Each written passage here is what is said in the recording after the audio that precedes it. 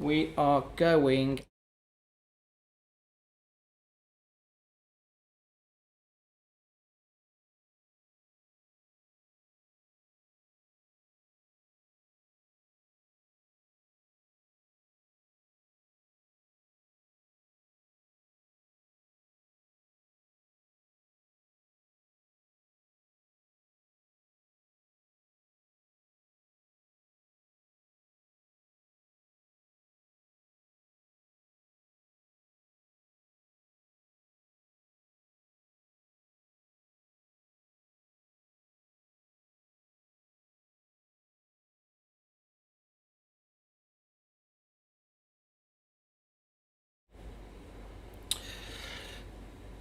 So with COVID isolating many of us over the last 6 months and even longer, and some of us looking like we're going back into isolation, well-being becomes a really big topic.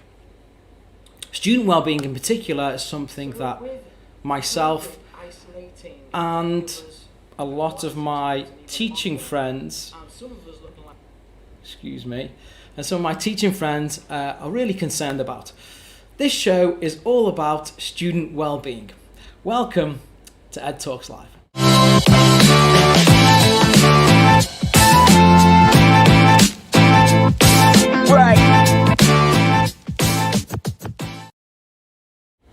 Welcome everybody to Ed Talks Live. Thank you for tuning in. We have a really special show today. This is a season special. It's a global gathering. We generally have global gatherings when we have topics that are very big and impact a lot of the student community. This being the second one, and this is about student well-being. We want to make sure that we give our students the best opportunities to thrive, both academically and from a personal standpoint of view as well. This show is hopefully going to highlight some of the issues that we may have currently in schools and also bring about some solutions that we can all take back with us next week into school, or if we are remote learning through the webcam or into the virtual classroom space. So tonight's show, or today's show, a global community event for educators. It's a global gathering, student well-being, Sunday the 1st of November. Our guests, we have a very first student guest with us. His name is Zain Mohsin. And then we're joined by our global educators from around the world also. Laura Staple, Shelly Cozens, Nick Owen, Anthony Daulphin, although Anthony unfortunately can't be with us now, Debbie Furgueson, Anna Savino, who unfortunately again can't be with us now, Ashley Green, Erika Sandstrom, and Michael Crawford. So let's pop into the staff room. Let me just make sure we are all good to go in the staff room. Everyone in the staff room, if you want to just turn your microphones on, and we are going to pop into the staff room. Guys, welcome to the show, everyone. How's everyone doing? Great.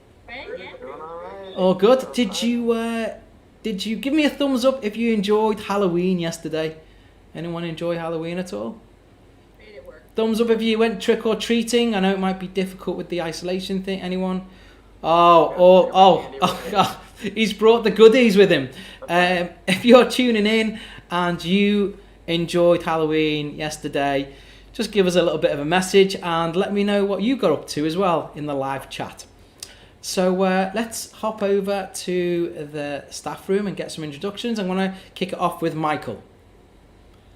Wonderful. Thanks, Evo. Thanks always for putting this together.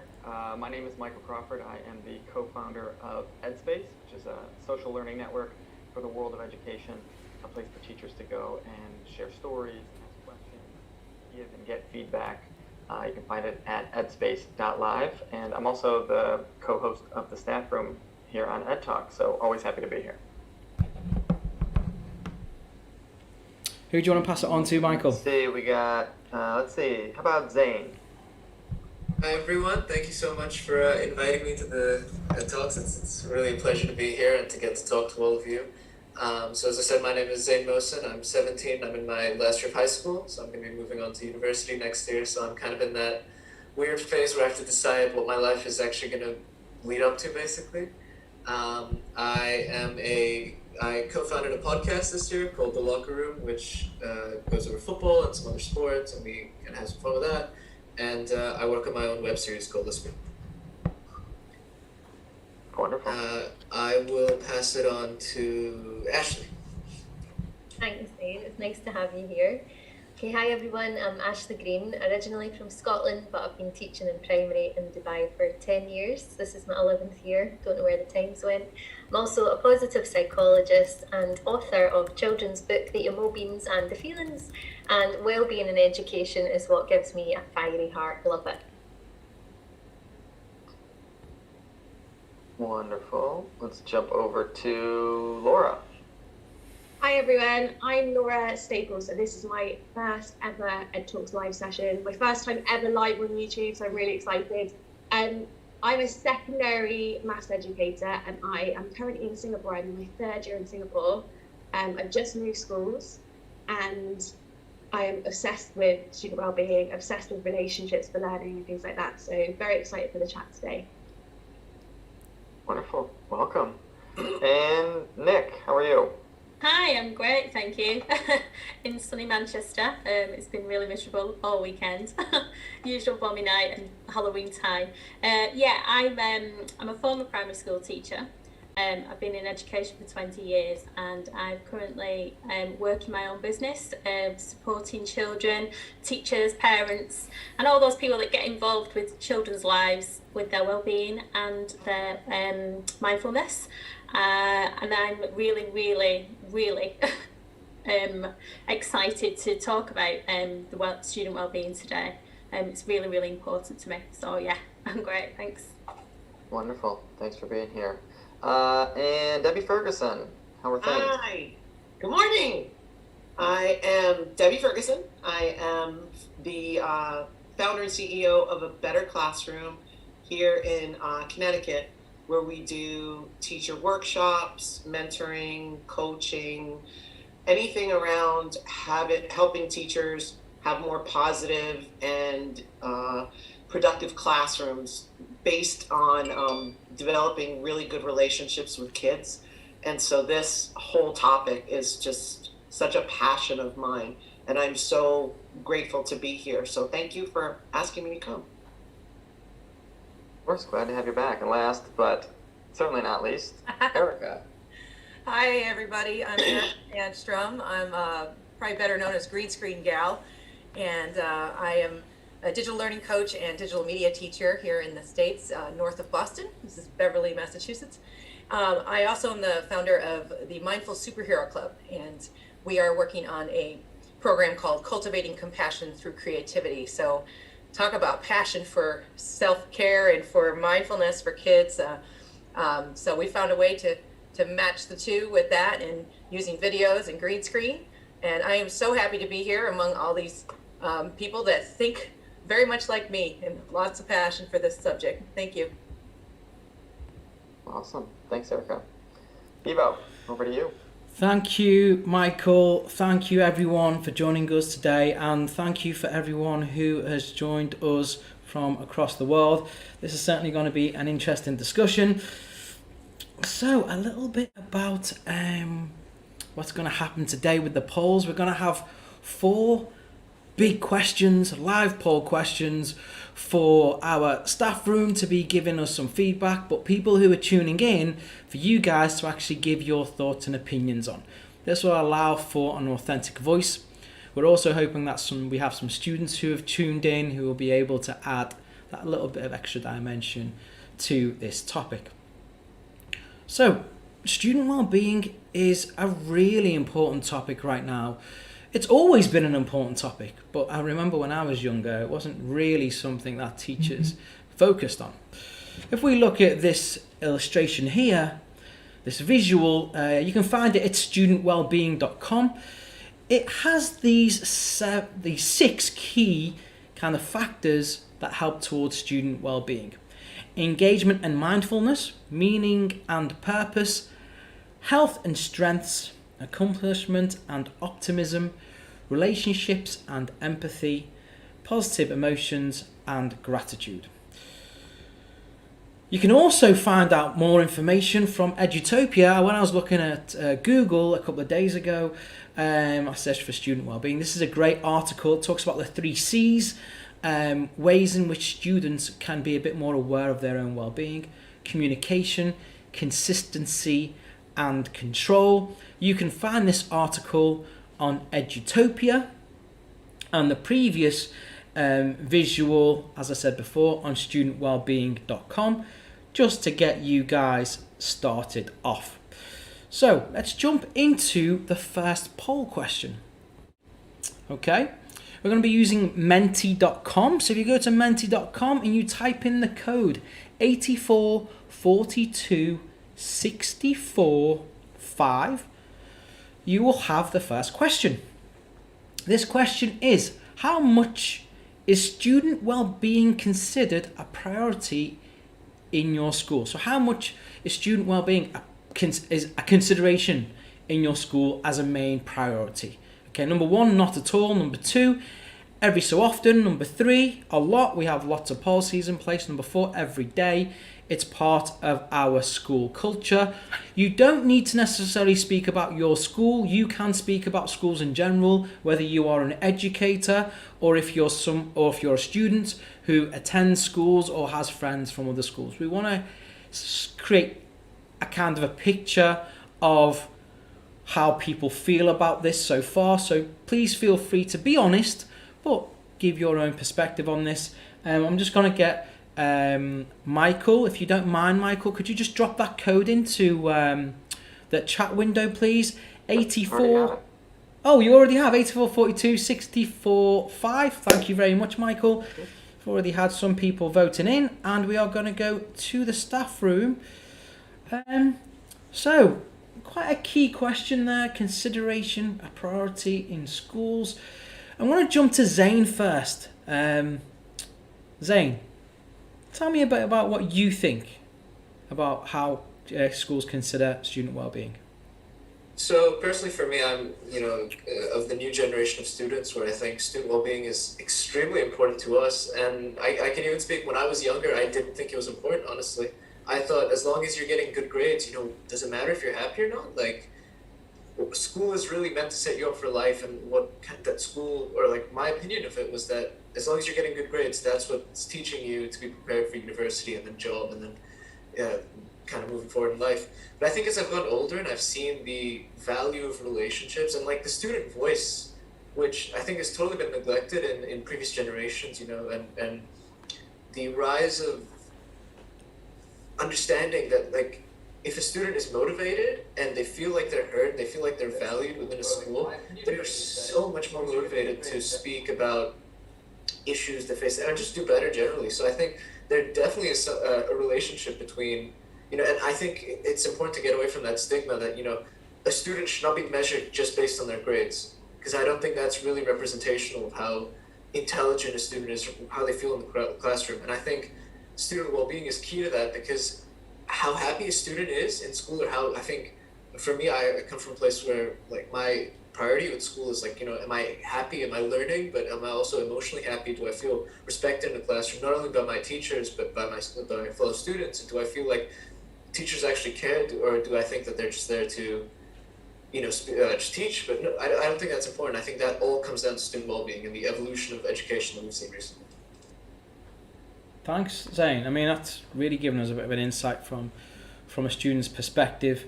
I'm going to hand the baton on to Michael now. Michael, who's next?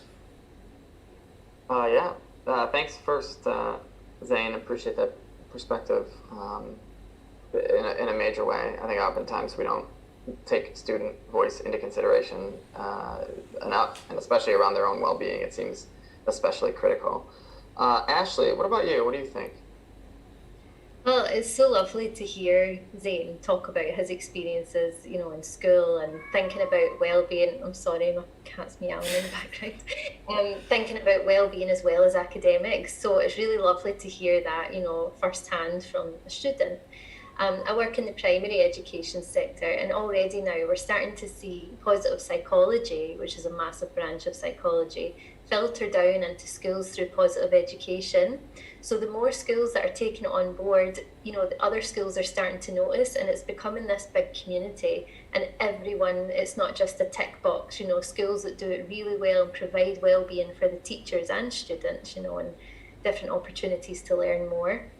It definitely benefits the students tenfold. You know, we all know how we feel. If we need to learn something, it's better coming from a place where you feel rested, you slept well, you've ate well. Those are the basics, but also the other things are in place, such as positive relationships and different things like that. So helping students learn about those things, as well as the staff, is hugely important. And there's so much research that talk about how academics improve when students go through some sort of well-being education. So there's that as well as a byproduct. Oh, that's great. I think something important that you said, and I think it, you know, you're in this field properly, is positive psychology or performance psychology. This idea that it's not just, you know, it's not just sort of being nice to young people, but in fact, there's an entire body of science around how we approach folks, relationships, how we do our work. There's a lot to learn from that space, and so I appreciate you bringing that into it. How about Laura? What are you thinking about, Laura? I agree. It was absolutely awesome to hear what Zain was saying about how pupil voice has been massively escalated since I was in school. As a maths teacher, I think that well-being is always the thing that I've wanted to put first. I don't know why maths often appears to be a subject that if something's not right well-being wise, maths just can exacerbate it even more, because it's one of those subjects that you can either just, sometimes it's there and you've got it, and then but when it gets tough, it's really tough, and that toughness I find can often exacerbate anything else that's going on with the pupil that's come into my room. So I've often kind of naturally always gravitated to putting that well-being of the child first in my room before even doing any research about it. And I think now, like, I've been teaching for about 10 years, I think now, seeing how that positive reinforcement in my room, that giving the people sort of time out if they've just kind of got stuck in the pit and they think I can't get out of it. It could be anything that's caused them to get there. It could be the maths that's caused it. It could be something else that's going on. And I think for me, that well-being is number one. If you're coming into the room already with a clouded mind, there's other things going on, I think putting your oxygen mask on first is really important. You can't really learn if there are these big things going on. And I think I love to teach pupils within my room that being able to advocate for it and saying, I actually just need a mindfulness moment, I just need this for a second, or getting them to advocate for putting their own oxygen mask on first has been a real big game changer. And also really emphasising that, you know, it's all right to not just get things in the room straight away when there's other things going on. And yeah, so I really like what both Zain and Erika were saying. I think it's really interesting. Yeah, thanks. Yeah, and what you just said actually echoes somebody in the chat.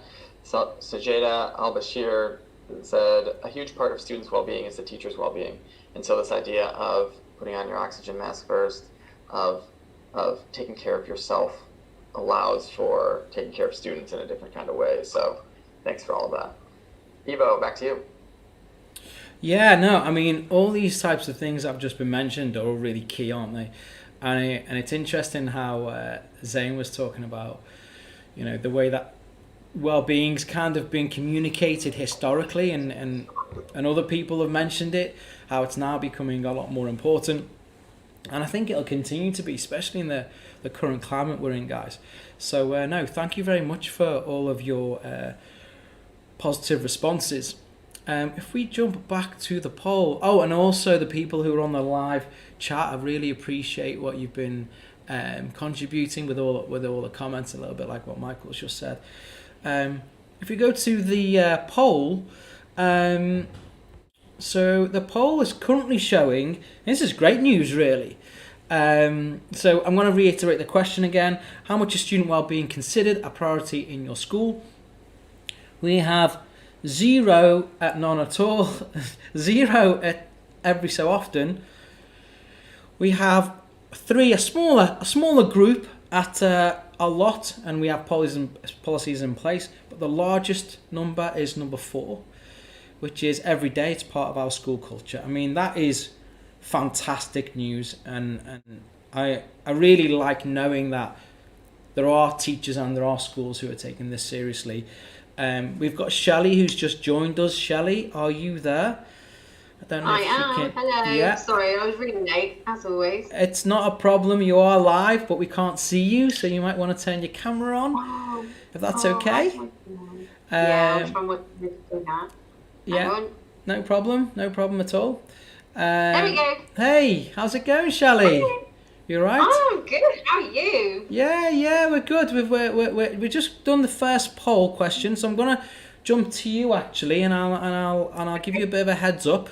So we've had a couple of our staff room faculty give us a bit of feedback on the first question, which is how much is student well-being considered a priority in your school? Do you have any insights on where your school is at with that? Our school kind of motto, if you like, is achieving through caring. Aha, nice. So for us, it's huge. It's an absolutely massive thing. Pastorally, we've got huge amounts of support. So we've got our student support centre, we've got our inclusion centre. So everybody has somewhere that they can go. Really pleased actually, because next week we're going back to having morning registration with our form groups, which is going to be so lovely, because I think that was one thing that I've been concerned about, that we've been missing things pastorally in the last few weeks because we've not had that morning registration. So I'm really looking forward to spending that extra time with my form group, and just having that opportunity to see them in the morning is going to make, I think, a huge difference to them as well, because I think they do need that little bit of TLC at the moment. I've had ones who have unfortunately had to go to part-time timetables, and we're having to reintegrate them slowly because they've really struggled with coming back after so long being off. So quite lovely just to go back to square one. Yeah. And do all of the lovely things, because I consider myself to be their school mum. Aww. I do. It's really nice. important. All of my form group get a birthday card and a bar of chocolate on their birthday. They always have a little something at Christmas, at Easter, and before the summer holidays as well. Cool. So I just think it's really important that they know that they've got somewhere that they can go to during the school day. Yeah, no worries. They can't eat their lunch with me as well. No, it's cool. Thank you for that, Shelly. We're going to jump straight into the second question. The poll's actually live now. Again, same code. It is 844264 on menti.com. Question 2. How much is well-being a priority to our students? So it kind of flips things on its head here, and this is an interesting one, because again, it's always driven by the individual, and if it's not a priority to the individual, it can sometimes be difficult if it's not reflected by that individual to the other side. So whilst that's being populated, Michael, who are we going to be hitting up for this question? Yeah, so just to reiterate the question, how much is well-being a priority to our students? And so, Nick, let's start with you. What do you think about this? I think this has been a bit of a challenging one, really, when I think about it, because I've got a teenage son who doesn't prioritise his sleep, eats rubbish, and does all the things that he shouldn't be doing, really, to look after himself. However, I think it's down to education, and I think that's the thing. It's educating our children, giving them the skills so that they understand what they need to do to make themselves well, to keep themselves in a happy frame of mind, to keep themselves on the right side of well-being, really. And I think that's it. I think that those are the things that, as a teacher, when I was in the classroom, I used to always model and always reiterate the importance of, good sleep, hydration, eating a balanced diet, taking time out in nature, all of the key well-being points that we need to have in place. I also reiterated the importance of connection and communication, because I think those are real key factors, just as Shelly was saying then, to build that relationship with somebody that you can trust in school. And I think that is coming to the forefront now. I think students are taking on board more about how they look after themselves. And I think for me as a practitioner, I mean, I go into schools now and I talk about this on a regular basis, and I do things in a real fun, creative way, really. For primary schools, I work as the positive pixie, and I give them the life skills to, you know, to take forward as they move through puberty, as they move through into high school, as they move on to further education, because at each stage of our lives we are constantly needing to reassess and reevaluate where we're at and what we need as human beings. They do change, you know, our self-care programs always change, they're always evolving. So it's giving children that good solid foundation of understanding what the well-being is and the impact it has, and how we can keep moving and adding to these steps as they progress and become older throughout our school education system. And I think if we can do that, we're going to create some well-rounded adults, really, that can look after themselves. Yeah, it's so important. Two things real quick that jump out. One, the idea of modeling that you mentioned. You know, I think it's one thing to tell students what is healthy and in their best interest. It's another to actually live out those values and those behaviors. I think that's critical. And then the second thing is this idea of sort of evolving health and well-being over time. That what, you know, maybe when you were 12, you could, or, you know, 15, you could sleep for 4 hours, wake up and eat candy and be fine. But clearly that might not be the strategy moving forward. And so this idea of kind of continuing to revisit health and well-being over time, I think is an important idea. Debbie, let's jump to you. How does this hit you? How does this have you thinking? It hits me kind of in a different way. In the first 15 years of the 35 that I've been teaching, I worked with children of trauma. And one of the things that is so crucial for kids to be able to take on is the feeling that they're worth that self-care, that their well-being matters. And if they have spent any time in a situation where they were either repeatedly told or abused or abandoned or neglected, they don't think they're worthy of it. And so I think part of what we need to do as educators is to let them know that, yes, you're worth it. You know, who was it? Who was I talking about? Shelly was talking about, you know, how she's the mom for her kids. I think a lot of us feel that way, and you see your children hurting, and you want to be able to let them know, yes, you matter. Yes, you are important. That's why I'm sitting with you to help you with this math problem or rewrite this paragraph or just talk to you about why you seem sad today. In order for them to take on these things, that it is important for them to hydrate and not be on their phones all the time, et cetera, they first need to know that they're worth it. And I think that that's a huge foundation of what we need to do in our classrooms, is to let kids know you matter, your voice matters. You are important, not only to me, but you need to be important to yourself as well. So I think that that's part of the foundation of what, if they don't have that, you can tell them to, you know, eat healthy and not watch television all you want. But if they don't believe that they're worth that investment, it's not going to happen. Deb's getting deep. Yeah, it's huge. Worth, value, believing it, knowing it yourself. I think everything springs from that. That's a great point, Debs. Erika, what about you? Wow, it's hard to go towards the end here, because that was incredible. I'm writing notes everywhere about everybody's things. Yes, definitely they need to feel like they're worth it. But I love the whole thing on modeling. You know, for example, my students, I try not to drink coffee in front of them. I say, you know, if you get tired, instead of going for the sugar or going for the caffeine, slam a water. See how you feel. Your body's actually, and then I tell them, your body's actually dehydrated. And so things like that, modeling it in that way. But I always start off with, you know, with Maslow's hierarchy. Self-actualization is up here at the top, but I feel like that should be first. They need to actually know what works for them, because with self-care and all this, one size does not fit all. And in the video I shared today, I talk about the importance of balance of mind, body, and spirit. If one of those is out of whack, then our energy is out of whack, and our energy affects the students, their energy affects us. It's all science, like you said, Michael, it's science. So what I try to do, and I found this to be really helpful with remote lessons, is I try to sprinkle in a little bit throughout the lesson. For example, for your mind, we'll start with a breathing bubble together, and then we'll have a fun or a question about checking in with them, see how they're feeling, and talk about it.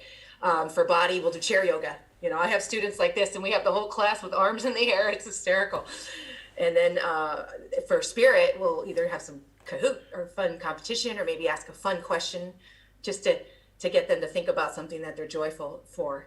And even I was just saying with the snow this week, we had unexpected snowstorm. We all just went to the window and sat there, and they didn't realize it was a mindful meditation, but we just went through our 5 senses, and we noticed things and colors, and it was really, really powerful. So yeah, it's a lot of fun if you can sprinkle it in. Oh, one last thing, that I had a student in one of my 6th graders online. She said to me, "Can I just stay in your class all day? My other teachers don't do this." So I am begging educators who don't do these things already to please give them a try, and hopefully we can get more of that going in every classroom. I mean, don't we all want to be in Erika's classroom all day? But the sprinkling in of these kind of mindful and wellness enriching activities, I think is brilliant. And then the other thing that you said, I think that is really important, is this idea that one size doesn't necessarily fit all. That some people can appreciate, a morning yoga routine, and others go for a run, and others can do some centering, and there's a lot of different ways to do this. I think the key piece is to be able to find what works for you, and for students to begin to understand that as well. Evo, over to you. Thanks for that, Michael. Thanks for your insight, guys. Quick 20-30 seconds, Zain, before we have a look at the poll answers. As the only student in the staff room, how important is well-being to you? I mean, I think it's probably the most important thing in school for me at this point is well-being, right? And it's weird to say because it's not really quantifiable, right? It's you have to go individually by student and ask them what they actually feel. But I mean, I think as a student, it's one of the most important things is actually knowing that, you matter and people actually care about and you should be happy at school. And school is a place that's safe, it's healthy, it's where you learn, but it's also where you grow as a person. And I think that's where student well-being comes in. That stuff isn't quantifiable, that's individual, it's quality, right? And I mean, honestly, I think well-being is probably the most, one of, if not the most important factors in education as well. Awesome, Zain. Thank you very much. We're going to jump to the poll. It's a pie chart this time. We have no number ones, which is not at all. It's about 60%, somewhat important. Our next largest piece of the pie, should I say, it's about a quarter, is one of their top priorities. And then there's just one person who said it's their main priority. I think as you get older as well, as students get older, you generally see people start to take care of themselves. And that's also a certain level of maturity as well. But yeah, it's good to see. It's good to see students actually starting to prioritize well-being and linking it to their success, both academically and outside of school. So Erika, your video that you were just talking about, I'm going to give it a quick play. Do you want to give 10 seconds on what it's quickly about? It's me 10 seconds. There's a part in there where it says, if you have some tools of your own for self-care, please share them in the comments under the video, either on Evo's YouTube or mine, because we'd love to make a collection. Okay. Ready? There we go. Thanks again, Erika. The most daunting task educators globally will most likely face will be the gravity of overcoming the trauma endured by our youth during these difficult times. The wonderful news is there's a ton we can do to help support our students' well-being during this tough time, especially if we help them balance their body, their mind, and their spirit. It is essential that we try to keep balance between all three components. Here are just a few of the many fabulous tools out there to help us support student well-being. Cosmic Kids Yoga. She is just wonderful. She teaches yoga, mindfulness, and relaxation for kids with interactive adventures, which build strength, balance, and confidence, and get kids into yoga and mindfulness early. Go Noodle. This is such an awesome website. It engages 14 million kids every month with movement and mindfulness videos created by child development experts. Smiling Mind is a truly wonderful free meditation app that helps teachers bring mindfulness into their everyday classrooms and supports student well-being. They call it mind cardio, and my students absolutely love the Australian accents. Smiling Mind really teaches all of the skills kids need to thrive. Mentimeter. This is a company out of Stockholm, Sweden that uses live polls, quizzes, and word clouds, questions and answers to get real-time input. But the best part is you can use this to check in on your class. Kahoot. My students love some friendly competition to help raise their spirits. The company has now offered high-quality, engaging social and emotional learning Kahoots. There are activities for morning check-ins, empathy, and even teaching resilience. So educators, whether you start off with just some breathing techniques or even some chair yoga, especially with your remote students, it's not only going to help them, it will help you with your well-being until things get back to normal. And until then, we want to make sure there's a smile behind that mask.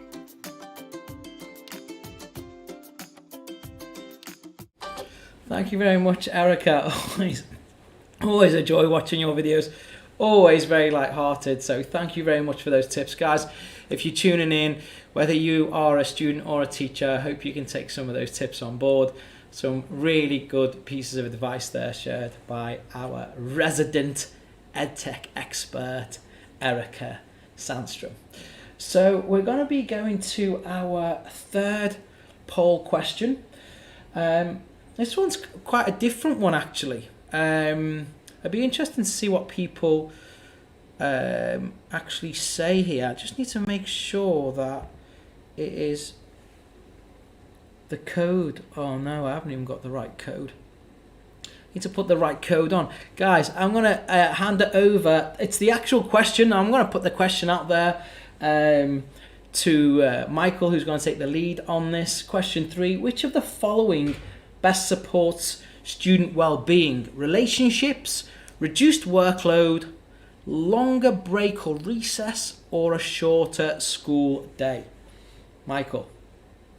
Absolutely. So I'll just to say it one more time, so so everybody has it in the staff room and out there. Which of the following best promotes student well-being?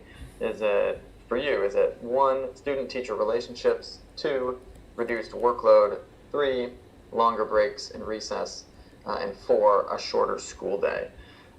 Zane, let's start with you. And obviously there's no right answer here, but which one of those do you think is an important lever to pull? Personally, for me, I think based on my experience in school, it would have to be student-teacher relationships. I think, especially growing up and going towards high school, one thing I really noticed, and I'm doing the diploma program, so one thing I really noticed was that I think as you mature as a student, your relationships with teachers start to get a lot better.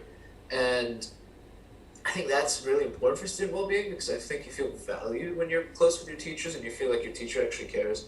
And I mean, there are times where, I love a reduced workload or I want longer breaks and stuff. I don't think that's really key, or even a shorter school day would be fantastic. But I don't think that that's really key to your well-being. I think it's more important what you're doing in the classroom and how you are as a person in the classroom and your relationships and interactions with others within the classroom. Less the fact that, if you have less workload or less time in the classroom. So I think definitely for me it would be teacher-student relationships. But I can see where, I think it's for some people who think that, students are overworked or like far too overworked, which I think in some cases are, I can understand the justification for each different. Zain, I'm just going to jump in. Mike, I'm just going to jump in there. Yeah, the code wasn't quite right. I just had to check it. So I'm just going to put it up on the screen now for everyone. So this is the code. It's again menti.com. The code is 6930 17 8. Question is, which of the following best supports student well-being? It'll be interesting to see what comes out of this one. Okay, over to you, Michael. Wonderful. And Zain, I'm not surprised that you chose student-teacher relationships as, clearly a student-teacher relationship got you here. It seems to be doing all right for you elsewhere. So, Ashley, over to you. What do you think? So I've been thinking about this one quite a lot. Like Zain says, they're all important in their own way. And when you think about, I know breaks also seems like a really small one, but sometimes when the timetables change year on year and the kids only get maybe 15, 20-minute breaks, it doesn't impact their learning. And, they're a bit grumpy if they've not finished their snack or something like that. So it's hard for me to choose, one specifically, because when you think about the positive psychology science, like PERMA is the science of well-being from Martin Seligman, and he says that each of those things are measurable and they all are kind of intertwined. You've got to have elements of each, and relationships is one of them, engagement's another, achievement. So there's all these things. But I guess if you think about if the relationship wasn't there, then everything else crumbles. So each has its own, importance.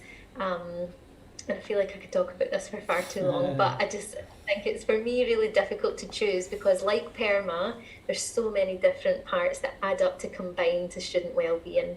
But what also is really important, someone had mentioned it before, is the student voice. So Zain obviously talks about well-being a lot in school, and I'm sure that he speaks with teachers about it. So even when we take it right to the little kids, it's important to hear, well, what is wrong, what's making you feel unhappy, and giving them that voice to say, I'd feel better if, and really working with them that way. So the short answer is I can't choose, I like them all. Yeah, all of them are obviously important, and more for conversation than trying to get one of these to win. Let's jump over to Laura. Laura, what do you think about these 4 options? I think the one that would stand out for me, same as what Zain was saying, is all about relationships between the teacher and the pupil. I think that really hearing pupils and really knowing them, so when something's not quite right, is so important. And I also think that having really amazing staff relationships, so that I can just pop in, see some of my colleagues and go, oh, so-and-so in my lesson today, this happened, and I'm a little bit uncertain about it. Having that staff atmosphere where you can collaborate and openly discuss pupils in a non-judgmental way, in a way that's just really like a wraparound approach, I think is vital. Because I think sometimes pupils might just slip through the net, and if they're not quite doing okay, and they might just not get that support. And I think those little staff conversations it could be water cooler conversations, little staff room conversation, but I just think they're so vital, and I think they stem from great relationships between teachers and pupils. Relationships where pupils are just really seen for who they are as well, I think is just number one to me. Yeah, and that ties into what Debs was saying earlier about feeling seen and feeling worthy. I think it's huge. And Shelly, how do you think about these options here? In all fairness, I think I go with what everybody else has said. I think these student relationships that they have with their teachers are massive. I joined a new school just over 12 months ago, and my form group gave me such a rough ride to start with because I was new and I was different. And I found this in certain schools, once they know that you are invested in them and that you're going to stick around and that you care, it changes the entire dynamic within the classroom as well. And now, a year down the line, on that odd day that you're not there or something, or you've got a meeting or you're not in that lesson, straight away it's like, where were you? Why weren't you here? And they feel very protective over you in the same way that you feel protective over them. There's that two-way relationship between you and your students is absolutely huge, and it's quite heartwarming to see that you become a big thing. During lockdown here, we had to call our form groups, we had to make those phone conversations, and the difference that it made to some of those students to hear your voice on the phone was absolutely huge, and they really appreciated that. And it's the small things. I saw a lot of discussion on Twitter at the beginning of the academic year.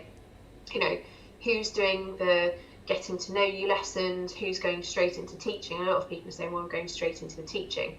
For my groups that I had last year, I did that. But with my other groups, I made a conscious effort to spend the time to get to know these students before I went straight in with the academic stuff, because having that relationship and knowing what makes them tick, knowing what they're interested in from the outset, I think is really important. If you can find that common ground, some of your, on paper, I suppose, some of your potentially more tricky students, if you've got that common link with them and you know that they're interested in Lego or they're interested in a particular TV program, sometimes if they're having that really rough moment, it's that knowledge that can help bring them back from a really difficult place. So the better you know your students, the better your lessons are going to be, because you've got that common ground to start with. Amazing. Yeah, again, not surprised that relationships were at the top of everyone's list. I'll be curious to see what folks in the poll have to say. So, Evo, what you got? Thanks, guys. Again, thank you very much for your insights that you've just shared there.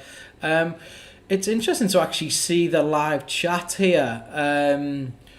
And we've got a lot of people mentioning student relationships. Sajida Al-Bashir, student-teacher relationship is the key towards great well-being. Amar Khan has just said, providing students a safe space for self-expression is as important as student-teacher relationships as well. I completely understand what you mean there, and a very, very good point made by Amar. When we go to the actual poll, it is 100% student-teacher relationships, the whole thing. No one's chosen anything else. It's quite nice to know that there is that kind of common understanding between the teacher community and the student community as well. Zain, what do you think about that? Everyone voted student-teacher relationships as the number one choice there. I mean, I totally I'm a bit biased because I also think it is that. I totally understand why, because I mean, I think all of the other things are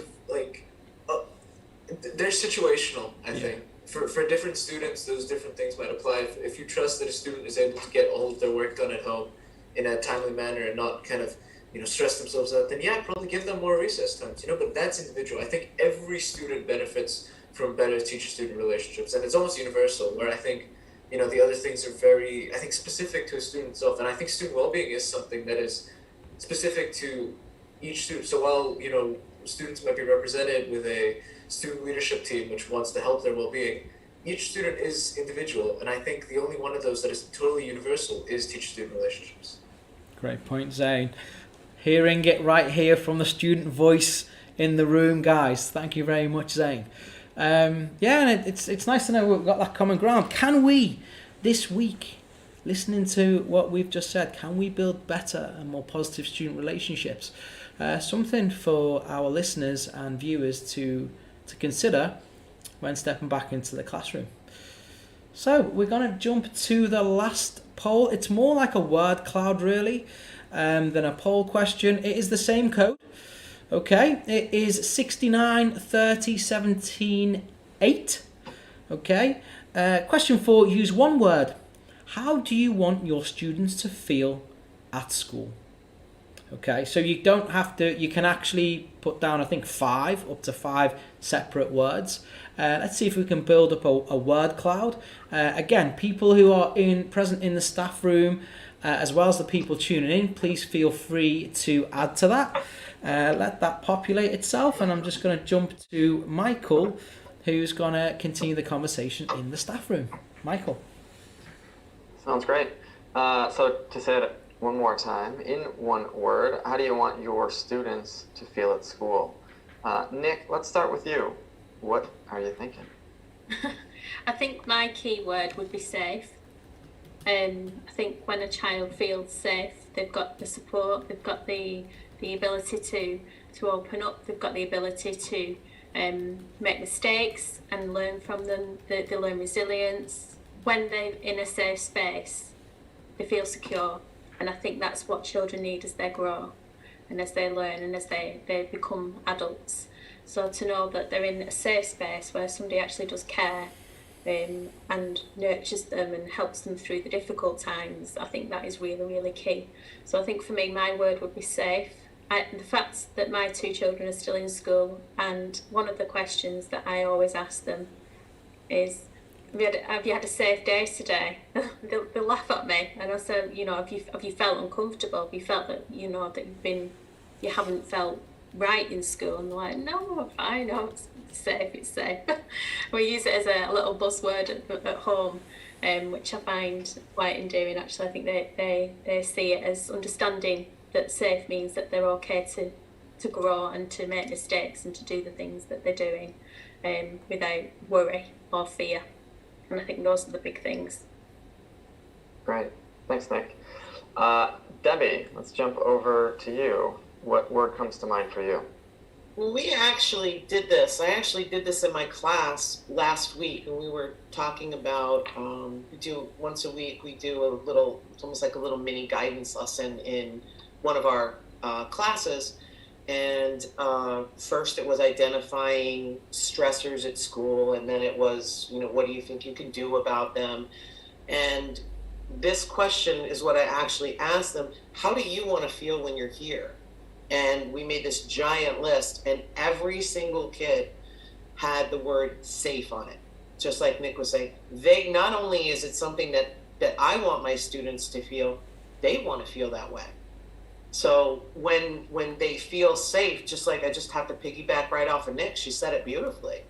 You know, when they feel safe and you let them know that they're valued and they matter, you know, kind of going back to what I was saying before, all the rest of it falls into place. If a child is not feeling like they are able to do something, or it's worth it for them to do something, they're not going to invest in their own learning. It's just kind of like, okay, I'm here. Is it 2:30? Can I go now? You know, but when you let them know that they are important and that they are safe and that they can take that risk and fail, and you're going to help them get, you're not going to pick them up, but you're going to put your hand out and help them get up, and you empower them and you make them feel valued, then they start to take that on themselves, regardless of what else goes on in the world. They may go back to a very toxic environment. They may go back to an environment where feelings just aren't expressed and nobody says, not that they're not loved, but nobody goes, hey, I'm happy you're here. Knowing that they are worth it and that they are safe and that they can do things is probably the most important thing for them to learn. I don't care how clever your lessons are. I don't care how cute your bulletin board is. It's irrelevant. If they don't feel like they're safe and they don't feel like they're worth it, I don't care how good your lesson is. I'm like Nick, I could talk about this all day. Sorry. That's great. I was gonna make the tie between safety and feeling seen and feeling whole, and how that's, you know, a foundation to this work. But you did it, Deb. You did it. Erika, what direction do you go in when you think about one word that is important here? Hard for me to choose. I want the kids to feel peaceful and present. So, and be able to get there on their own and recognize their emotions. I put this behind me for a reason, because I love what everybody said. Like Ashley mentioned being hangry, and you know, I love that Zain, everything Zain has said has been amazing. Laura, you cracked me up when you said stuck in a pit. You know, when people are stressed, they can't learn. When we're stressed, we can't teach. And giving the kids the education on energy. And like, this is Abraham Hicks' energy scale. If you've never seen it before, it is so powerful. And it just talks about how, you know, you can either spiral up or spiral down. I always say, if you have anxiety, you're living in the future. If you have the worry or the regret, the shame, the guilt, depression, you're in the past. So just recognizing those emotions, not just in your mind, but in your body too. Like when you feel stressed, where do you feel it? I feel it in my jaw. I don't know where you guys feel it in your body, but so teaching them about that. And like Michael said, science. If you've never seen this before, you have to Google rice experiment, and it just proves how energy affects everybody. And I always tell the kids too, you know, the word disease, if you take it apart, it's dis-ease. And it's just really important for the science to be there for the kids too, because that always helps my kids to take part in the chair yoga and everything, is I always start off with the reasons why and how it helps your body and all of that. So, but great points, everybody. Absolutely incredible stuff here. I love that. Presence, I think, is something important to keep in mind. Nothing can happen outside of presence, actually. I love that. You're living in the future, you're living in the past, but we're actually living right here, right now. So I think that's great. Thanks, Erika. Evo, over to you. Thank you, guys. I mean, it's just really nice listening to you all talking about this topic, and it's just so important. It's so important from each side, whether you're a student or a teacher, because it's going to make for a happy and a safe place. Let's jump over to the poll and see what people have been sharing with us. We can see here, safe is right in the middle. It's really highlighted in a certain regard as the largest word. Then we have valued and happy. And then we have some words around respected, confident, comfortable, belonging, connected, understood. Thank you very much, everyone, for sharing your thoughts with us. Feel free to obviously jump back and take a screenshot and possibly use it later on as a discussion point in your school to see if you as a community are promoting these words and promoting these values in your school to raise student well-being. It's been a great show, guys. That's the end of the show. We will be ending with a little bit of a song. But before we get to that, I just want to have a little bit of an impromptu question. There's been a lot of reflection, so I'm not going to ask people on the reflection. Quick impromptu question that nobody was expecting. Your well-being pick-me-up song, guys. If you've got one song where you're like, you know what, this song makes me feel like I'm going to be dancing on the ceiling. What's that song going to be? I'm going to go around everyone. Nick goes first. Nick, which one? Walking on Sunshine by Katrina and the Waves. Ah, nice. Nice. Okay. Let's go to Zain, actually. Zain, how about you? Oh, this is a hard one. So it would have to be either like Back in Black by AC/DC or Linkin Park. One of the two. Yeah, big fan of both. Big fan of both. Before I go to somebody else, guys, if you can hear this question, what is your number one pick-me-up song that makes you feel awesome? Put it down in the live chat. I'm going to jump to Michael. Let me jump to Michael. It's a tough one. The song that came to mind for me was One Day by Matisyahu. Sort of very, I don't know, uplifting and energizing song. So that's what comes to mind. Awesome. I haven't heard that one, Michael. Let me check that out. Laura. I think mine would be any of the indie tunes from like 2000 to 2010. I've got a whole playlist and I just put it on shuffle and it surprises me and makes me really happy. Every time I just shuffle. Give us a couple of those tracks. Give us a couple. Maximo Park, Apply Some Pressure is one of my it's one of my favourites. Okay. And anything Arctic Monkeys. Arctic Monkeys, yeah. Yeah. it's just the power behind those songs. Yeah. Absolutely brilliant. Shelly. Right, so if I'm trying to be like super cool, then Good Enough by Dodgy, absolutely amazing. But then we all have guilty pleasures, don't we? And next year I've got tickets to go and see Steps in Birmingham.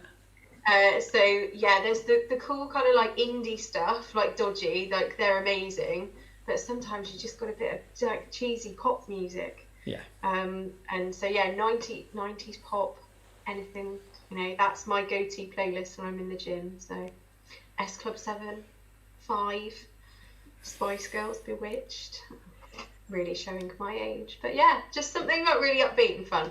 Brilliant, absolutely awesome. Ashley. This is a hard question, Evo. But the first one that sprung to my mind is a song that I just love just now. It's by a Glaswegian singer called Jerry Cinnamon, and it's called Canter, and it's quite upbeat. sings in a really Scottish accent, and the first line is, "This is the beginning of the rest of your life," and it just gets me going in the morning. Awesome. Need to check that one out as well. Debs? New York State of Mind from Billy Joel. Yeah? Anything Billy Joel, anything Frank Sinatra, I'm there. Awesome. Erika? I'm definitely going to age myself here. Earth, Wind, and Fire, Let's Groove. It's such a great video, too, if you want to learn how to dance. And there's also those Joni Mitchell kind of days, but it works. Oh, and In the Moment, Jason Mraz. You have to listen to that song. Wonderful. Oh, and that song, Happy. Who does it? Oh, Happy Pharrell. by Pharrell. Pharrell Williams, yeah. That's a Good great one. Yeah. We've had actually, funnily enough, great choices, by the way, guys. In the live chat, we've got Louisa Ripley's put Destiny's Child, Survivor. Karen Compton's put Anything by Pink. And then we've got... Eva, what's yours? What's yours, Eva? What's mine? My pick-me-up song would probably be... Yeah, you've got us on the spot. It's your turn. I don't mind, but I just might be here for a while. But I would at the moment. You guys have just put me in touch with Pharrell, and that does the Pharrell Happy song does actually make me feel happy. But then AC/DC, Linkin Park, rock music, rap music. When you said your one, Billy Joel, it made me think of Jay-Z actually. So yeah, it's everything and anything for me really, and it's great, and because everyone's kind of got one of those songs. So guys, if you're listening to this, we're going to carry on this conversation. Michael, do you reckon we could carry on this conversation on Edspace? See if we could give Yeah, absolutely. So people can jump to Edspace.live, or you can download the Edspace app on your phone for free, iOS or Android. And what you can do is you can jump in there and share your favorite pump up song. You can reflect on anything you heard today. There's a channel in Edspace called Ed Talks Live that you can jump right into. So yeah, we would love to see you in there. It's asynchronous. It's anytime you want. So don't feel like you're going to miss out if you have to jump in a couple hours or a couple days. And yeah, we're going to keep the conversation going. Yeah. So let's get that thread started, actually, Michael, and let's see if we can all add to it. And we'll also be continuing with that thread, no doubt, on Twitter. Everyone pretty much in the room, including Zain, they're all quite big on Twitter. So feel free to continue to add to the conversation, both on Edspace and Twitter on the hashtag EdTalksLiveGG for Global Gathering. We've come to the end of the show. I want to say thank you to everyone in the staff room. I'm going to start off with Zain. Thank you very much for joining us. Hopefully we will have more students involved in the show in the future, because a lot of the topics do directly relate to our students. Thank you to Ashley, Debbie, Nick and Erika, who are regulars on the show. Newcomers, Shelly and Laura. Hope you guys can join us for a future show. And of course, thank you to Michael, the co-host of the show and of the staff room. Look forward to seeing you next week. So, excuse me, what is the show next week? Let's have a quick look. Next week's show is the 8th of November. We are going to return to the regular times in the rest of the world, up until the Middle East, actually. So the regular time of 11 a.m. New York, that would be 8 a.m. San Francisco and 10 a.m. Houston. London 4 p.m. and in Dubai it will go to the later time of 8 p.m. and then obviously from there it goes Mumbai 9:30, Hong Kong 12. It just gets a bit later, but this is all down to daylight saving, and the show itself is going to be about engaging learners. How do we engage not only the high-end, high-achieving learners, but also the learners that can sometimes struggle a little bit in class as well. This show is all about making sure that not only do we build more positive relationships within our communities, both in school and outside of school, but also a little bit of self-development as well. So if there's anything that you feel has been beneficial in this show, please feel free to mention it on Edspace or tweet it out, again using the hashtag EdTalksLiveGG. We really look forward to seeing you next Sunday. Have yourself a fantastic week, whatever you're doing. We have a song to be played out. It's going to be a student performance by Amazing, and that's it. Thanks again for tuning in. Thank you everyone for your comments on the live chat, and I look forward to seeing you next week. Bye for now.